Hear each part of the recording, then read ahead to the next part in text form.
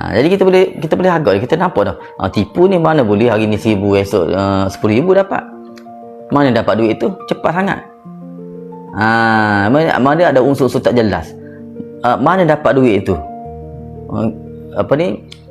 Duit tu berganda tu mana dapat? Okey. Tapi kalau kita kata jangka panjang tu logik lah.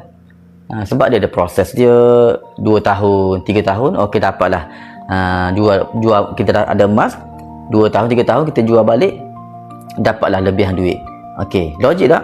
Logik lah, sebab 2-3 tahun tu ada masa dia untuk proses kenaikan harga emas tu. Mungkin naik, mungkin turun, naik turun. Jadi 2 tahun, 3 tahun kita jual, adalah kenaikan harga emas. Jadi adalah keuntungan. Kalau hari ni 1,000, minggu depan janji dapat dah 50,000.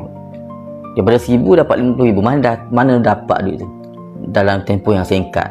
Tak logik dah, mengejut tiba-tiba dapat banyak. Jadi itu melanggar fitrah. Jadi kita cuba faham.